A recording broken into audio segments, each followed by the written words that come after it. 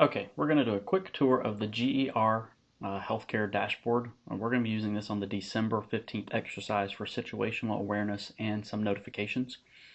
Captures a lot of the same information as Healthcare Web EOC and SMART. It's just going to allow us to capture it in one place. I'll send you the link to log in. This will come in every notification that we send you. Your username is your first initial and your last name. Password is exclamation point and then exercise, all in lowercase letters.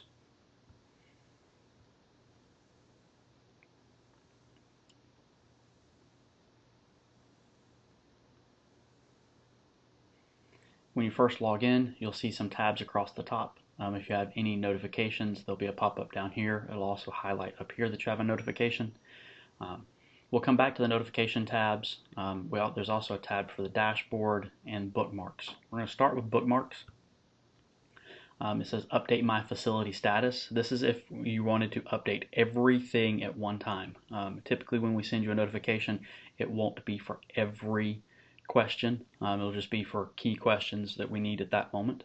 But if you want to go ahead and preload your information, you can log in right now and go to bookmark update my facility status. And it's going to give you all the fields that we could ask you about. This will look a lot like the Survey Monkey that we sent out during Hurricane Joaquin, very similar questions. Right now, if you wanted to be able to read all of the questions, you have to hover over it, or you can click Expand Measure Names. Basic information through here, your command center phone number, your Viper talk group, or your Charlotte UASI talk group that you could be most easily reached at, primary and secondary contact information. And then you can see the rest of these. The EMS data set will look slightly different. It's asking more about numbers of ambulances and staff that you have on duty. Once you've filled in all of this information, you just click Save, and all your stuff will be pre-populated. If you come in and you need to change something, you type in the change, click Save. If the information has not changed and you just want to show that you have reviewed it, you can hit the stopwatch and it will update that information with a new timestamp.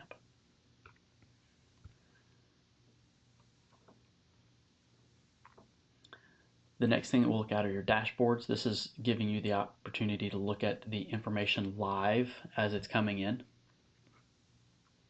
And we've picked 4 data sets for you to be able to review.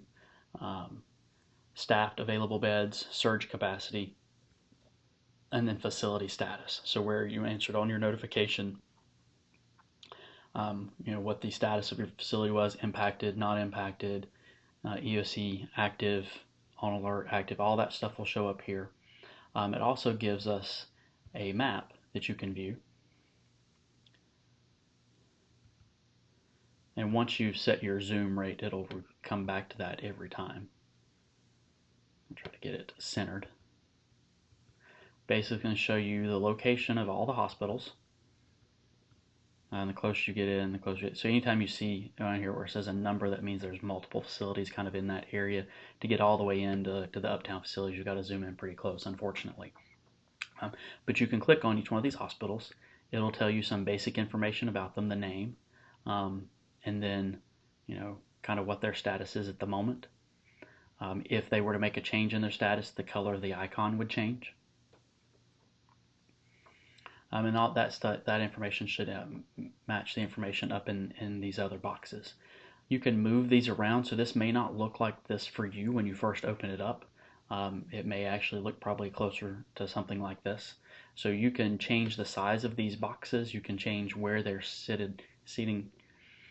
Sorry, can't talk today. Where they're sitting on the screen. Click the cross arrows, pick the size box that you want, and then you can move them around. The easiest way to move them around is to close the boxes and then move them to where you want them. So play with that to however it looks best for you and your screen size. Final piece is the notifications. These alerts for notifications will come to you either by email or text message. When you log in, you'll see that it's highlighted here, or that it will be the box highlighted here. And then all you do is come and click Input Required.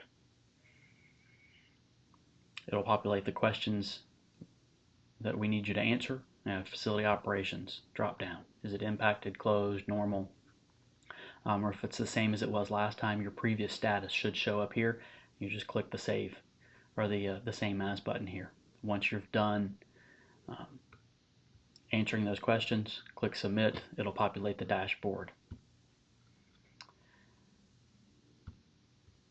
Other than that, I think that's all it really is to it. If you have any questions about any of the pieces, please feel free to give me a call or email. We'll also have the GER representative in the simulation center with us the entire exercise.